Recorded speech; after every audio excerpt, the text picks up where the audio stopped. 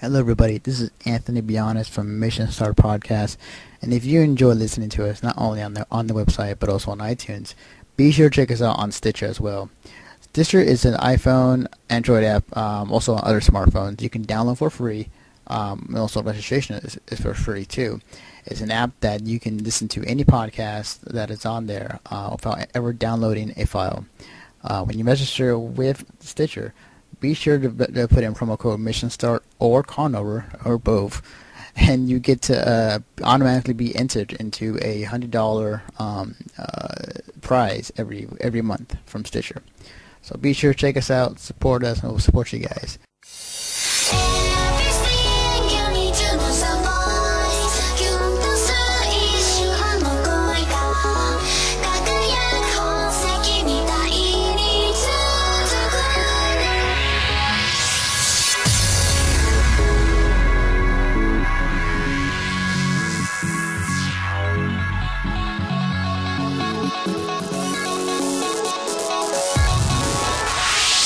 Hello, everybody. This is Anthony Bionis from Mission Start Podcast, and welcome to another edition of the Conover.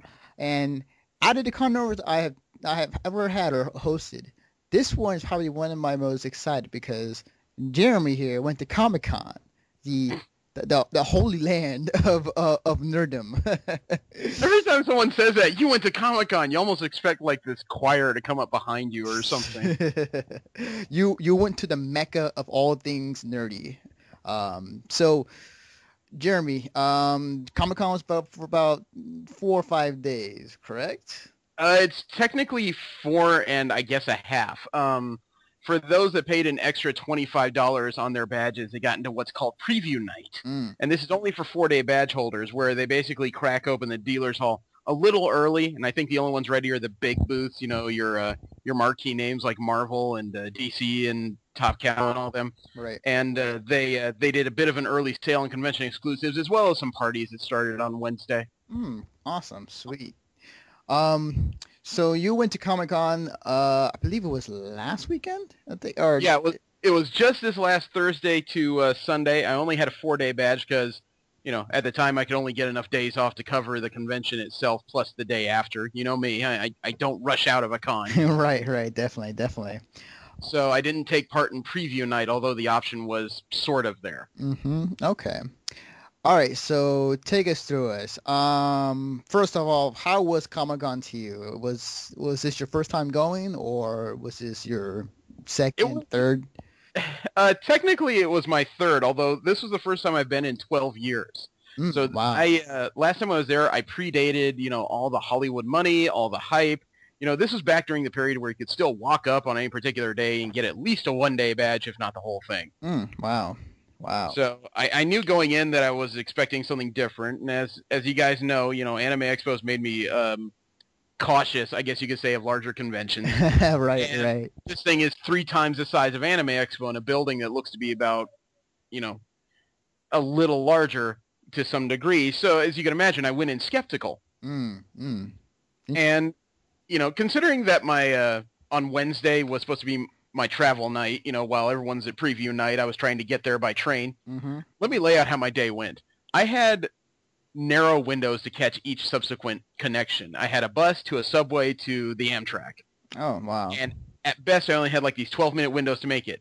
My first bus left early. Oh, okay. Without me. I got to my subway, which was delayed by 40 minutes due to some kind of maintenance on the track. So my 7 o'clock train that was supposed to drop me off at roughly 10 o'clock, suddenly turned into my 10:10 train that's going to drop me off just before 1 a.m. I see. So if I wasn't fortunate enough to have to pick me up and drop me off in my hotel, I would have been in a complete nightmare. I see. So, wow. You know, by the time I get to the hotel room I reserved, like 4 people are already in it. All asleep, and I'm quietly trying to set up my stuff. Right. So I wake up the next morning on 4 hours sleep. You know, a rough 4 hours considering I'm sharing a bed with a man I've never actually shaken hands with. Wow, the conversations I can imagine. Yeah, it was from Tijuana, so there was a slight language barrier. I see. But after that, you know, the following morning, I made sure I woke up, you know. So as you can imagine, on Thursday, I got up extra early because this is a convention of 120,000 people, and registration sounded like it was just going to be knucking futs. Mm-hmm. I took the shuttle bus, and I got off at the convention center, and sure enough, there's a line that goes from 3/4 the length of the convention center, around the back of it, about 2/3 of the way up the back, and then winds again next to the marina, and is actually starting to pass the next door hotel, the Marriott Marquis, which is a huge, huge building. Wow. So I'm staring at this just going, so I know where I'll be until lunch. That's insane. And that was all for just to get your badge? That was just for registration, just regular registration. That is not special services or press. Wow. I figured, my first day is just kind of borked. I'll be so exhausted. I'll be lucky to get through the exhibit hall. I was completely wrong. From that line, I was at the end of. It started moving, and my registration time was 75 minutes. That's really good. Wow. And that long of a line, Jesus. Yeah, and not only does it go inside, it goes up an escalator, and then you have to turn a corner and go into what's called the Sailors Pavilion. It's this large kind of glass box. It's in the top center of the second floor, top center. This is only a 2-floor convention center. Okay. So you get in there, and there are banks of people sitting behind scanners, and you don't even need the scanner. As long as you got an ID in your name, the guy will look it up for you. He'll print out your badge real quick. He'll shove it in a badge holder, give it to you, and say your bag of stuff is over there. Oh, I mean, wow. I've never seen a convention this large that has registration so well handled. Wow, that's very, very impressive. I can, because you gotta think, San Diego Comic-Con is like the biggest Comic-Con convention on the West Coast. I think even more so than the East Coast, really. Yeah, and like I said, I went in skeptical. Large cons tend to be a whole big waiting game. In this case, they really just got us in the door and got us moving. And I would compare it to waiting in line for a con like a sixth the size. Fanime and Anime Expo could learn a lot about money and allocation. Nice. Yeah, wow. So you get your badge, you got your stuff ready, you brace the floor. What's the first thing that comes to mind? Like, is it one of those moments where you're just looking around, it's like, I'm home? It was kind of one of those mixed. It was one of those mixed emotion days. I was kind of looking around, going, "So I'm actually here. Where are the fucking cosplayers?" Yeah, it's funny. It's I heard that I was actually watching a few videos from Comic-Con. Is that ironically there's a 1 in 9 chance you'll find a cosplayer, and compared to the anime convention, it's a 9 in 10 chance you'll find a cosplayer. If I had to put it in context, I would say at an anime convention, 1 out of every 5 to 6 people is in a costume. They're rabid. Mm-hmm. Comic-Con is probably closer to about, realistically, 1 in 20 to 25. Ah, interesting. I spent a little while conversing with some people on cosplay.com, and I think there's a mixture of factors here. Number one, even though everything runs incredibly well, this building is frackin' packed. Oh yeah, definitely. It is. Every time I see just the outside and some of the pictures inside, regardless if cosplayers or not, they are just packed to the rim. Right, it is unbelievable in there. Even in the lobby, there is not much room to maneuver. Wow. Even outside on the sidewalk, there's not much room to maneuver. Number two, most of the areas where cosplay gatherings could happen are either off to the side or behind the convention center, say on a dais or stairs or some patch of grass. So cosplay, I've said before, it's a prima donna hobby. You dress up and you really hope someone's going to recognize you and take your picture. Mm-hmm. So if they're not going to get that attention, why go through the effort? Mm-hmm. And the third reason is because the convention center literally sits right next to the water. The only thing separating it is a large strip of concrete. There's a general humidity that runs through the area. People that live in Torrance or Huntington Beach or beachside community, they're well used to it. Guy like me that lives in an area that's comparative to hot, dry desert air, it's a nightmare. Well, it was very humid during your time in San Diego? Well, it was generally humid because it was both by the water, and down in Southern California during most of that weekend, we had this weird monsoonal moisture that seems to be cropping up about every week and a half. Oh, okay. So it was generally overcast all 3 days. If it wasn't for the fact that my sunglasses seemed to have formed a tan line in the top of my head, I wouldn't have realized I was getting sun. Okay. So when you were walking around the floor, taking pictures and whatnot, what stood out to you the most when you were walking around? Well, I'm an old comic fan, so and I'm a convention vet of a different sort, I guess. So the bigger booths, that didn't really wow me so much as it did when I turned into one section, and suddenly there's all these names that I recognize like right off the top of my head. J. Scott Campbell had a booth. Adam Hughes had a booth. Uh, Art Adams had a booth. Mark Brooks had a booth. Mm. Humberto Ramos had a booth. And most of those names I just mentioned are still current comic Oh artists. yeah, definitely, definitely.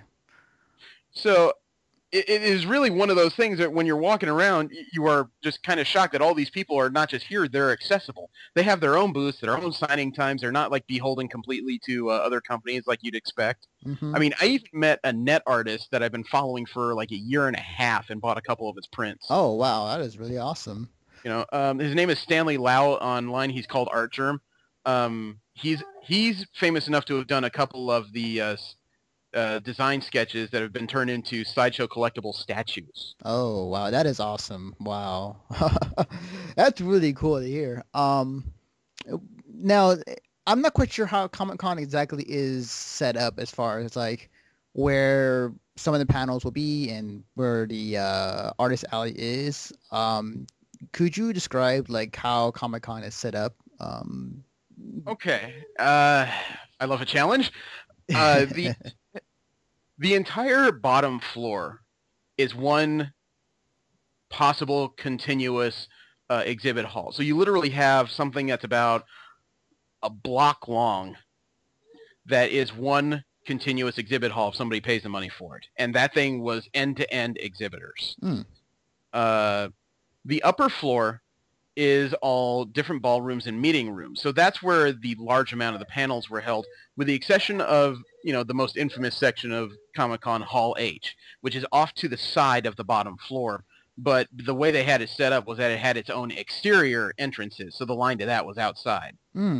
Okay, I see. So the entire floor is like if for people who are listening who went to anime conventions, it's like walking into a dealer's hall, and that is the main part of the convention. Am I correct? Yeah, except around here, every time I call it the dealer's hall, someone would stare at me as if I just spoke in Swahili and called it. They are very specific. This is an exhibit hall. I spent a little while trying to break down what the difference was in my brain, and it does make sense when you put it together because while Comic-Con is called a convention, it is largely a trade show. This is where the professionals are coming to show off their best stuff. It's not necessarily where the mom and pop dealers come. Ah, I see. I see. So the people who are staring at me do have a point. This is not exactly where you go to just buy whatever's on your mind, although that's entirely possible. Hmm. Marvel and all the big companies and large toy companies, including Hasbro, Mattel, they have come out here to show you what's going to be their big deal for the next year. I see. Okay. Um, as far as where was the artist alley set up? Was it within it was on the same floor as the exhibit hall? It Or was in the same room as the exhibit hall, that big long room I was telling you about. If you go into the front of the building and you happen to be in the middle is where they put all the big names. That's where Marvel had their booth, DC had their booth, hmm Hasbro, Toynami, Kotobukiya. Yes, I just mentioned a couple anime companies in there. hmm Uh, they all had their stuff in their convention exclusives. That was the center. If you mm, turn to the left and start walking, you will eventually come to a couple of mid-sized dealers, but right on the other. Actually, no. As soon as you pass the main companies, you get into an area that's all basically artists. Both big and small, as well as a couple independent companies that specialize in signing, some that do paintings. It's all the way at the left side. Then if you turn to the south and start walking in that direction, then you'll find some smaller dealers, a few anime companies, including ABC Toy for Me. hmm And when you get to the back wall, that's when you find like some infamous T-shirt sellers, like We Love Fine, and Funko was selling some exclusive pop dolls in the back corner there. Ah, I see. And if you get to the far left wall, as soon as you hit the wall, there's a few artists out there that were sponsored by DeviantArt. Oh wow. That's They cool. actually had large monitors hanging from the ceiling that were on rotating images featuring some of their best artists doing comic characters. Huh. I didn't even know DeviantArt was sponsoring artists. That's cool. I actually had a friend who used to work for them not too long ago, and he was just trying to figure out if they were still there. But I don't know if they paid for the guys to be there, but they definitely augmented that end of the building. Interesting. So how big was the artists alley or the artist group that was there? It was most of the, I'm trying to think of directions, northeast side of the building. It was probably about a quarter of the length all the way to the wall, and then 2/3 of the way back towards the south end. Okay, so it was a pretty sizable chunk. Okay. Right, but for those of you that know Anime Conventions, Artist Alley is usually a lot of people either trying to break into art or selling art to augment their incomes. Very few of them do it as a main job, I would say. Mm-hmm. In the case of Comic-Con, you have to be an established industry artist before they will allow you to even apply. Wow. All these people that are in there have already cut their teeth. They're semi-famous, and they are out there half the times with the exclusive prints or examples of their work from comic books.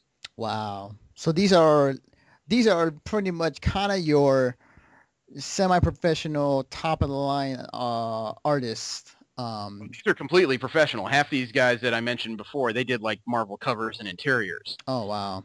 These are established guys, and to make things even worse, flanking the side closest to the center of the convention center for Artist Alley was a specialty retailer who specialized in the actual the oversized storybook pages, the pencils people would put together for comic books. Oh wow. They were selling these things at like $4,000 to $12,000 a pop. Wow. And I stopped at this booth to get a sleeve for a couple prints I bought from somebody whose printer was the ink was a little loose and I didn't want to risk it damaging again. Right. And I picked up my stuff and walked away, and he just said, "Wait, you left something." I walked back. I said, "No, that's a page out of your book, but if you're going to give that to me, I will go." That's awesome. So there's always one thing I've always been curious about because it's only at Comic-Con or other recently Anime Expo had this too, which was kind of weird. Exclusives Comic-Con exclusives of items of whatnot. Did you kind of looked around and to find any of the sort, or did you see a mad group of people just wanting to get this one exclusive item and it was running out? Are you freaking kidding me? That seemed to be what a third of these people were out here for. So all the major booths had some kind of exclusive item, and you're right. There's supposed to be an item that's only going to be sold at that point in time, unless, of course, they have extra stock, then you'll find it on the internet. Mm-hmm. But, it is one of those things where I wonder sometimes about the mad rush of people that will go to these booths specifically for these exclusive items, and they can spend probably half a day waiting in line. Oh, wow. Range from either a line winding around the booth and waiting, or they will do a pre-ticket giveaway so that you can come back at a specific time to buy these things later to alleviate lines. Either way, you're waiting a significant amount of time for these items. And myself, I actually bought a few convention exclusives, but that's generally when the lines were only about 2 to 10 people deep. Oh, okay. So it wasn't too bad. Okay. No, I mean, I went to booth either on the fourth day after they'd already run out of 90% of their exclusives and they still happened to have something I wanted. Mm-hmm. Or in the case of Marvel, I walked by when Stan Lee happened to be doing a signing. I saw the exclusives line was super short, so I just went, ooh, in. That's awesome. Interesting. The exclusive, I can only imagine because as far as comic book conventions I've been to, and WonderCon is the only example I can think of. The memory of just seeing people going apeshit for an exclusive item at a booth is just astounding to me. It's like watching an entire ants just go over a crumb. It is about that astonishing, and like I said, most of these things, if there's stock left over, they'll end up on the internet. Or in the case of some resellers, if you're willing to pay an extra $10 to $15 plus shipping, you'll generally find it for a decent price. So it was especially harrowing on me because there were a few more I would have liked to have investigated. However, being a one-man gang trying to report for a website and a convention that won't give me a press badge, I was trying to stay busy. Right, definitely. I hear you. You mentioned Stan Lee and the line for him. Yes. Did you did you go in line to meet him, or was it what exactly was it? He was at the Marvel booth doing a signing. By the time I figured out he was there was already a significant line because, it's one of my weaknesses is that I'm used to conventions putting everything on paper. Right. Marvel, it turns out, has an app for Comic-Con specifically that tells you who is going to be at their booth signing and at what time. Oh, I see. So, okay, I So gotcha. there were a lot of people who were much better prepared than I was, probably because they've been doing this for a few years. But that was, like I said, that was the time I went for the booth exclusives while everyone was busy with Mr. Lee. Right. Did 3 or 4 signings over the course of the weekend for different vendors. Oh, okay. That's cool. It reminds me of when the time I went to SoccerCon this past year in Seattle. While you still had they give you like a what's going on in the pamphlet. There was an app called Guidebook, and it Right. had all the panels and schedules and gatherings of what was going on. So that's cool to hear. I mean, I'm pretty sure that would reduce the amount of trees that were like taken down. Not to be all green friendly or anything like that. Well, I mean, in our gallery, you'll find a picture that I took while I was waiting at the booth because obviously I couldn't get to Mr. Lee, but I took a picture of him, a line in front of him, and then you'll notice in the monitors behind him, he's greeting a small child. Oh wow, that's really awesome. Um, now, I think the one thing that I think what Comic Con is most known for, aside from its cosplay and exclusive items, I think is the panels. Uh, Oh, God. like which Uh, which panels did you specifically go to? And please say Marvel. couldn't make it into the Marvel one because, again, I'm reporting, and the line for Hall H, if you want to get into the panel you want, you have to wait somewhere between 3 hours and half the day. Ah, okay. So, Comic-Con, if you're listening, I just need a couple press badges and a partner, please. Yes, make this happen. But I did get into the Battlestar Galactica 35th anniversary panel. I went to the Mattel / World Wrestling Entertainment panel. I got into the Marvel Agents of Shield panel in Ballroom 20, which is like their #2 ballroom. Ah. I also got into the X-Men panel on day 4. Ooh, awesome. The new X movie, this. No, not the Marvel movies panel. It was a panel specifically about X-Men comics. Like I said, Oh, okay. Gotcha. big news coming out of that is that Nightcrawler is going to be alive soon. He's been dead for about 3 years in the comics. Oh, okay. Yeah, I mean that tends to happen with every other hero they put in Marvel. Cap's going to come around for you. Yeah, yeah. Out of my panel experience, even just the 4 combined to a hell of an experience. The Battlestar 35th anniversary panel was mainly writers and producers, which it's always interesting to pick their brain for a few minutes. But also on the panel was Edward James Olmos, Oh, wow. played Commander Adama in the latest series, and Richard Hatch, who played Apollo in the first series. He was the moderator. Oh, okay. Cool. So I got to hear them tell stories about their experiences acting and how different it was. And some people claim Olmos was an amazing improv artist, and he'll tell you that, no, the scripts were just that good. Wow. But you had a great time over in the panels when you were there?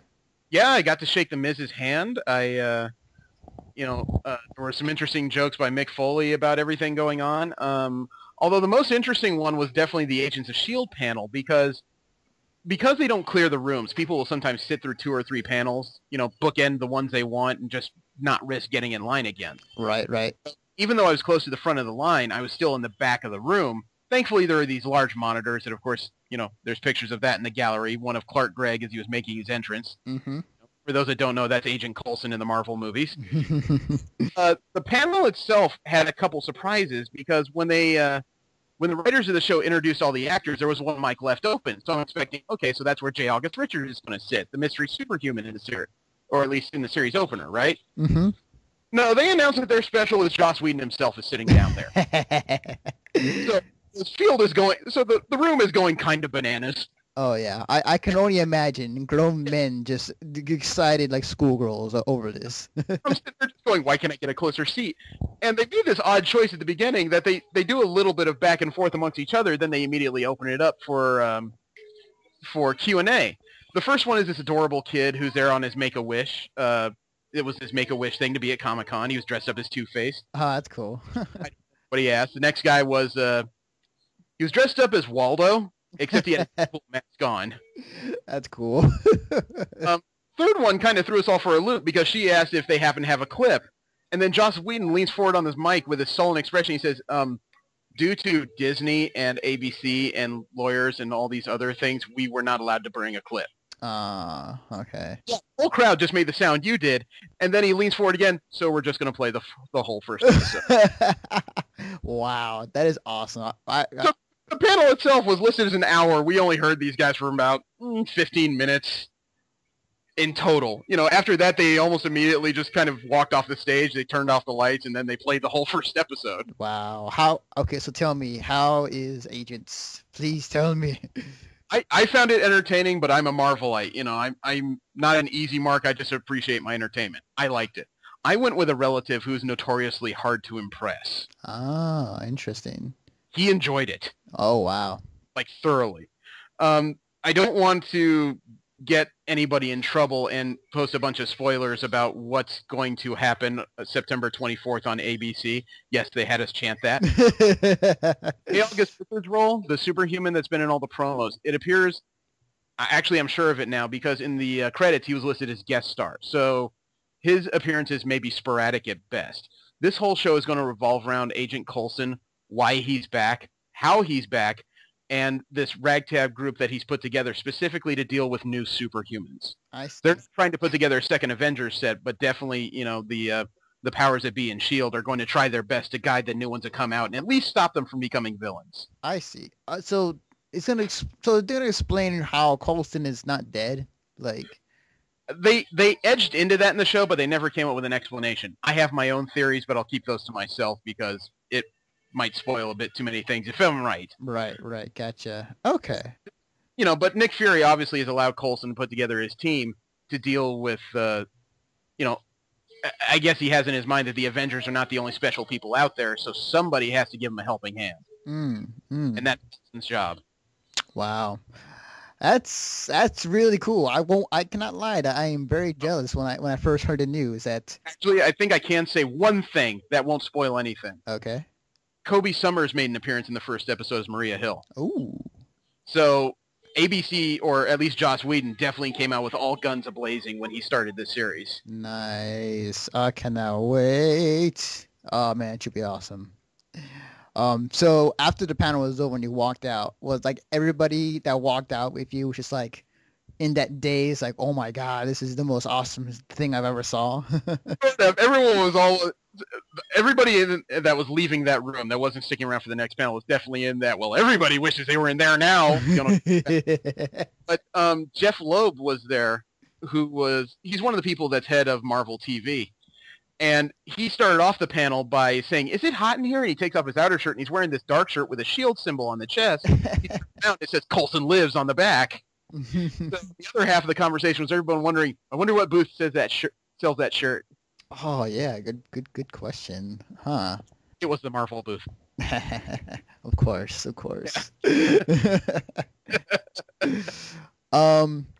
So I cannot talk today. It's just the awesomeness of Comic-Con. This is even from person who never went, it's got me tongue-tied. Well, that's the thing that really sets Comic-Con apart, is that a lot of conventions always promise these weird exclusive things that'll happen. But half the time, the best memories, at least in my case, that come out of these things are the interactions with other fans. In Comic-Con's case, that's not necessary because they don't just bring out one surprise or mention one surprise. Every company that has a presentation does their best to bring something out that's just going to make you go, holy crap! And everybody does it. I mean, the Marvel Movies panel, I wasn't there, but I heard that instead of just presenting anything, they suddenly turned out the lights. Yeah. And everyone starts wondering what's going on. Suddenly, Tom Hiddleston is speaking as Loki. Yeah, I saw that clip. And after sentences and people start screaming, suddenly the lights flick back on, and there he is standing there in costume, staring at the crowd with disdain. Mm-hmm. So they didn't just try to, surprise you in the middle. Marvel Movies came out, punched you in the jaw, and said, "By the way, we're still here." Yeah, I saw that clip. I have to say, many females were very excited to see him. Nevertheless, people had to clean their shoes. Yeah, it was really cool though. I really, from the clips and stuff I saw, it was really cool that Marvel went out of their way to really not only like show some awesome trailers from new movies, but also really entertain the crowd. Well, like I said, I'm a Marvelite, but I will not deny that DC dropped a bomb as far as their own movie roster. Oh yeah, definitely. I mean, you kidding with the whole Batman Superman team up movie announced? That was huge. That's not the only big news. I mean, they got Nolan to work on it. Oh shit, I didn't know that. Nolan's working on it? Nolan was the one who came out and made the announcement. Oh shit. Fail. They're going to recast the Batman, but the fact that they got him back, even though he said repeatedly, I don't want to do this anymore, that's something. Oh yeah, definitely. Wow, that's awesome. That was really cool. Yeah, I can't say that the Comic-Con, when it comes to these type of things, it is so exciting to just hear about it. I can only imagine how it is for people who are actually there and actually witness it. Well, I mean, even the Battlestar panel, which technically wouldn't have had much by news since there's no new series, Richard Hatch was allowed to bring along a trailer to something he's working on called Cowboys and Engines. It's a steampunk story. Oh, cool. So everybody does their best to bring something that you're only going to get while you're there. Right. Now I can imagine walking around, like the entire convention is just filled to the rim and just, so many people around. How, like, as far as like food places, like, where's there like enough food places nearby the con where you can go off the beaten path to go get it for cheap? Or was it more like whatever was in the convention was like the most, nearest and convenient thing you could possibly have, even if it was like, $10? Well, there's restaurants right across the street. The problem that you run into, though, is that the Gaslamp District is a big bar and restaurant area as well as a big hangout for people in downtown in general, downtown San Diego. So, I mean, right across from the convention center is Nobu. Anybody that's a foodie knows that name. It's it's a small series of restaurants run by one of the former Japanese Iron Chefs. Oh, wow. Cool. So I stopped down in there just because this sounds like an experience, and then I looked at the menu, and the least expensive entree was a $22 spicy vegetable dish. Wow. One of those and a water, and was kind of in a hurry to leave before I embarrassed myself. Wow. There's a lot of grills on streets right across the way, and you walk down the block. However, one of the things that stuck out was the fact that Sci-Fi paid a grill to reface their building so that it was a giant ad for their TV show Defiance. And then look at the menus. The menus were bilingual. They were in English, and then they were in the bizarre alien languages. Wow. Oh, sorry. Go ahead. Sorry. Yeah. A lot of companies, you could say, I've said in the report, people that tell me that Los Angeles is the greatest place for a convention can back the hell off me from now on. I've never seen a city that is so thoroughly behind a convention as Comic-Con. And yes, some of that probably has to do with the money involved and the fact that it's so huge. But at the same time, there were like memorabilia shops that took their regular stuff, and I could see it brought to the back of their stores because forward they brought in a whole bunch of comic gear and other memorabilia and related sci-fi stuff. Everybody knows money is coming, and they're all taking a shot at trying to get their piece. So it feels like the whole area for about 4 square blocks around the convention center is completely sold in. Wow. That's insane, but also smart in a way, because like if you're gonna earn any money, in particular in that time when it comes to comic books and whatnot, that's a very good time to do it. The best example I could think of personally that I saw, on the second night, I walked about a mile to a mile and a half from the convention center to the House of Blues for a special taping of Hollywood Babylon, one of Kevin Smith's podcasts with his partner Ralph Garman. Oh yeah, cool. I was an hour early, and the House of Blues is a restaurant, so I ordered a dessert. And as I'm sitting there, I'm listening to an Elvis impersonator, and I'm thinking, man, that's a really odd thing to have. Then I realized singing Elvis hits with all these Star Wars words in them. I get a good look at his suit, and on his white jumpsuit are like Empire symbols and Jedi. And then between songs, one of his bandmates refers to him as Jedi Presley. That is awesome. Just coming down with all this genre stuff just to entertain the people that are here for 4 nights. Oh, that's so cool. Wow. Speaking of the Kevin Smith panel or the thing that you went to, how was that? Funny as hell. It's actually already online. It was the episode they taped on I think it was the 19th Yes, it was the Hollywood Babylon tape July 19th at Comic-Con. And they spent a little while, they taped an extra segment where they talk about the Batman Superman announcement, was just, gave them like childlike stiffies. And then when they get into the show early on, while they're doing shout outs and a couple things, you'll hear some obnoxious person yelling, almost clearly. Unfortunately, that's me. Oh. Wow. I'm sure you were having a hell of a time. I can imagine. I was having a ball, except for the fact that, my main camera was offline, my secondary was out of juice, my phone was out of juice, and I just wish I could have taken some video. But by the time it was done, I just kind of expected somebody to just slap me in the back of the head for being so loud. Instead, this girl and her fiance both embraced me and said, I was so glad to meet somebody else who's interactive and doesn't mind talking to the entertainers. You are a member of the Garmy, sir. That is awesome. Oh man, it is so cool. Yeah, definitely. By the way, while I was waiting in line, Jason Mewes worked the line and was handing out flyers. Oh, that's so sick. To Silent Bob was out there just kind of jacking around, and as soon as somebody asked for a picture, he just said, "Oh, I'm going to work the whole line, so I'm going to be taking a bunch of these." He didn't just say, "Here you go," and walk off or watch my show. He literally stopped with anybody that has a cell phone or a camera and just posed. That is awesome. Oh man, yeah, I wish I was there. He stopped and posed. He just said, "Hand that to that guy, so you can get your picture with him." He stood next to everybody. That's cool. I can really respect that. That's pretty awesome. So I think one of the things that I wanted to ask was that when you're walking around Comic-Con, what was there any particular cosplay that kind of stood out to you? There was like you had to drop everything and take a picture of, or something that was more lines like, "Oh my God, let me just bow down to your awesomeness." There wasn't anything. Well, there was a Galactus that was standing outside the Gentle Giant booth, and he was incredible. I think I have a photo of him on the gallery as well. Mm-hmm. Complete with like glowing eyes, and he had a little Silver Surfer attached to his shoulder, was holding onto this small globe. Mm-hmm. He looked the part. He was really awesome. Awesome. Yeah, I saw that picture. It was really cool. Especially the context with the glowing eyes. That's awesome. Oh, so cool. You also find a picture of a Miss Marvel that I found at the Marvel booth. I wanted to get a photo with her, but just when I was about to work up the gumption to ask, a camera crew came along and started interviewing her at random. So I just waited about 5 minutes and decided I was being a hang-on, so I just went on my way. Right, I hear you. Yeah, I mean, like, because I can only imagine, like, a lot of, like, big gaming websites and, like, other news press was there. Like, I know GameSpot was there.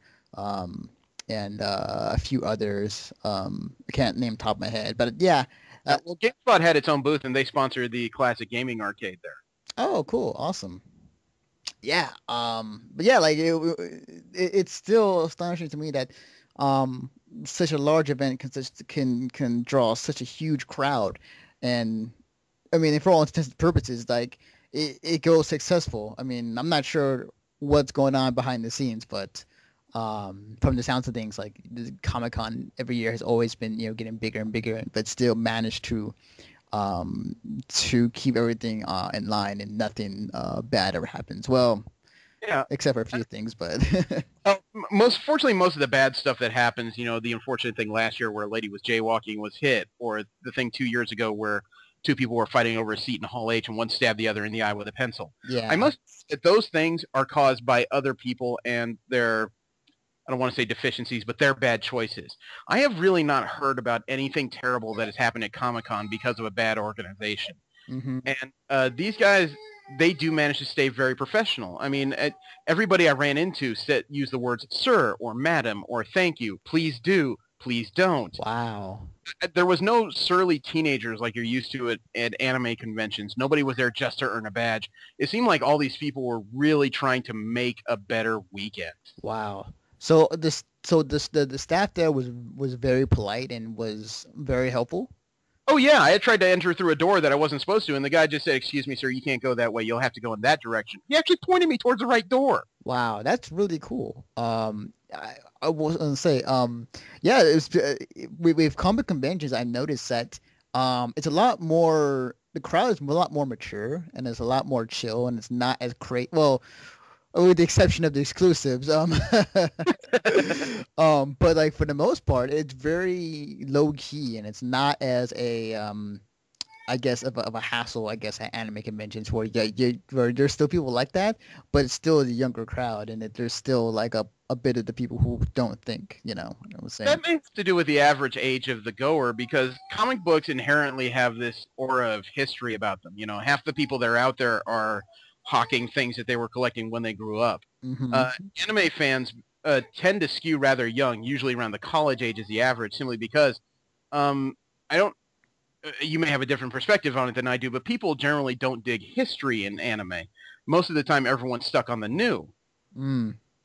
Let alone, you know, you're not just sitting there reading a book, you're sitting there watching cartoons, and some people just think they grow out of it at some point. I Right, haven't heard right. a lot of people who are comic fans who just say they grow out of it. All they say is my collection is worth more. Right, right. I definitely get you. Um, I'm trying to see what else. So, okay, was there a moment where you were walking around? Like, what was there any particular moment that stood out to you when you were at Comic-Con? Yes, day four, which is a big difference at Comic-Con because most conventions as the weekends go on, especially the last day, things are somewhat less busy because people are packing hotel room or their stuff from their hotel rooms and shoving in cars. Uh-huh. Comic-Con is the only convention I've ever seen where the last day is the absolute busiest day of the weekend. Really? Yeah, it seems like everyone is trying to do their last minute business, maybe again because of the product. People are looking for those last issues before they walk away. People are trying to get those last signatures. People are raiding the booths for those convention exclusives before they're gone. Mm. So it always, the history, and from several people I talked to confirmed it, is that day four is the absolute jam day. So I was in the exhibit hall, and I'm shuffling in the slow traffic. I'm just kind of walking by. Coming the opposite direction are three people, and in the middle of it is this guy I thought I recognized. Sure enough, it was a guy I saw on day one.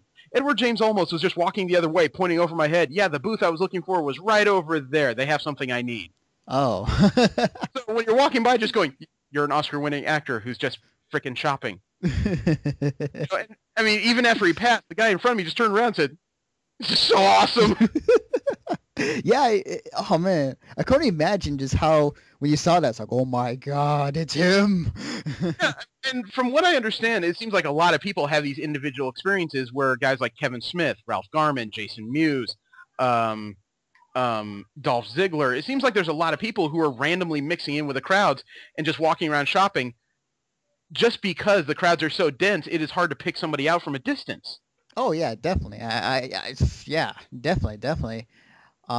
It is funny to hear that because I hear it often where like these top like these actors or these people who are like very famous and they would go in the crowds and buy stuff and like people would notice or would not notice just because there's so many people there at the con. Yeah, but that also may be another difference compared to anime conventions where some people are there focused on the guests. You know, Comic-Con, once you're outside the panels, you're focused on the product because, like I said, there's a lot of collectibles in comic books if you're trying to round out a collection.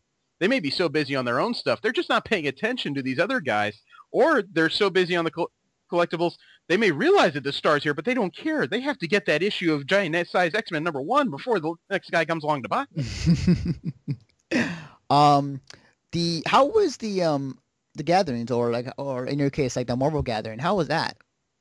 I didn't go to the Marvel gathering. I went to the Marvel versus Capcom gathering, which just was all of either one. You know, they didn't discriminate. Mm. Gatherings are much more sparse at Comic-Con because, as we said, there's not a lot of great places for them to get together to get attention. Right, right. So the ratio to photographers to cosplayers was definitely on the photographer's side for once. Mm. You know, they weren't small gatherings, but it was just really hard to put it all together because any map you include is going to have to say you're going to get out the second floor, take some stairs down the back, and that's where we'll be. Something of that nature. Right, right. Huh. Okay, gotcha. But how was the gathering? Like, was it organized? Oh, it was very organized. The guy in charge is a former military member. Oh, wow. Relatively famous because Marvel, for his service and his duty, gave him a replica shield of Captain America. One of, I believe, only 6 in existence that was made by this metalworking company. Wow, that's awesome. With him, you know, I remember he was talking to somebody, and I saw the shield, and I lifted it up, just going, "Where do you find this?" Wow. You'll find a couple pictures of him in the gallery as well, posing with the shield and a rifle, and I got another one of him hooking the rifle over the shield to point it in my direction. Nice. Wow. Can I add something that you won't have a chance to ask about? Okay, go ahead. I took part in a process I've only heard about before. I actually helped my relative get some books CGC graded. This is actually a more complicated process than you think, especially when signatures are involved, and that was the sticking point. Right. He has several variants of Amazing Spider-Man 700, which was the last issue of the Amazing Spider-Man line before it turned into the Superior Spider-Man. Sold incredibly well. The variants are worth anywhere from a few hundred to about I think $1,700. Wow. He came with the exact notion of getting these 4 variant issues signed. One of them has the name of like any creator, artist, or writer who worked in Spider-Man in its 700-issue history. He wanted that one signed by as many of the names on that issue as possible. Oh, I see. Here's the sticking point. You can get any book graded. Okay, a blue card means that you've gotten it officially graded by the CGC, the comic book grading company. And yes, there are several companies out there to grade books, but the CGC is the only one that generally has any reputation behind it. So when you get a book graded, you mail it off to them. In about 6 months, it comes back in a plastic case with a seal on the top that's kind of like the seals on the side of CDs after you open the exterior wrapping. Then a blue card means that it's officially graded, no signatures. A green card means it's officially graded with unverifiable signatures. In other words, signatures they did not. Nobody there was CGC graded to watch the signature happen, so they couldn't remark on that. A yellow card means it's graded with verified signatures. So he brought this thing with him, and it already had. It didn't have any signatures on it. The process to do this, though, was a little complicated because the CGC booth is 2/3 of the way across the exhibit hall from Artist Alley. So when he found an artist that was on there he didn't expect, Humberto Ramos, I volunteered to walk back across the convention center to the CGC booth, grab one of their reps, walk all the way back so this guy could watch him sign. Then he had to walk the issue all the way back to the CGC booth to fill out a form to get this thing graded. Oh, wow. And then I had the bad luck of walking with him further in Artist Alley now that we had a little time. We came across a booth called Desert Wind Comics, who will not only send things to CGC for grading, but they are also authorized verifiers. Found out that Stan Lee was having a signing at this booth. All he had to do was drop off the book plus $60 for Stan Lee's signature, and they would send it to grading themselves. So he had to walk back to the CGC booth, take the issue again, get his money back, walk back to the Artist Alley to drop off this book again for Stan Lee to sign, and he dropped off all 4 books. So he paid an additional $240 to get them signed. Then as he was going through the list, it turns out these people have connections to get them signed by a number of people. So he paid an extra, I think, $20 to get it signed by 4 additional artists who were in the building at Comic-Con. Oh, wow. So, it's an interesting process, but it is one that if you do it, it can instantly boost the value of your book by several $100s. Wow. I consider dropping off about $100 to get it graded and signed by getting a book signed by Stan Lee and J. Scott Campbell, which would have taken it from a $10 variant I bought at the convention to a book presumably worth about $250 to $300. Nice. Wow. That's... But at that time, because I didn't have cash on hand, but it was a thought. All right.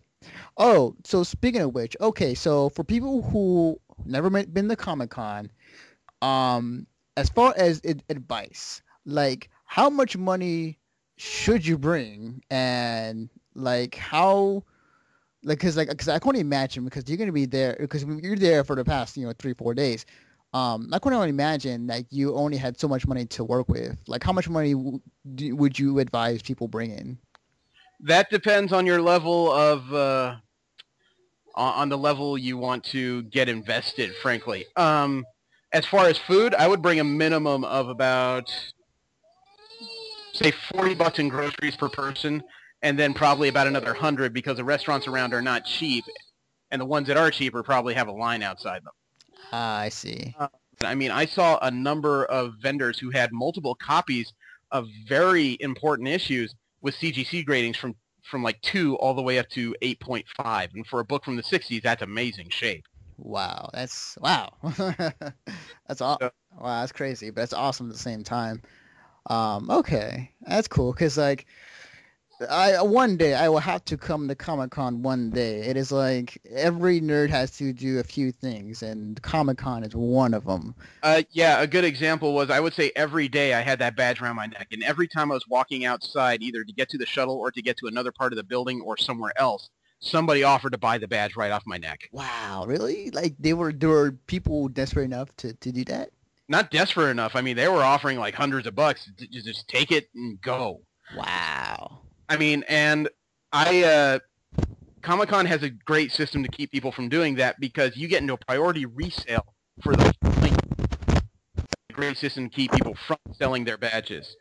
And that system is that you get into a priority resale for next year after you get an email, and you have to give them information from the front of your current badge. I see. Okay, so it's kind of like how was it Anime Expo, like because like when they if you bought a badge and they recognize that, like they'll give you a discount on the next year's badge, like for a lot cheaper price. No, you're not getting a discount.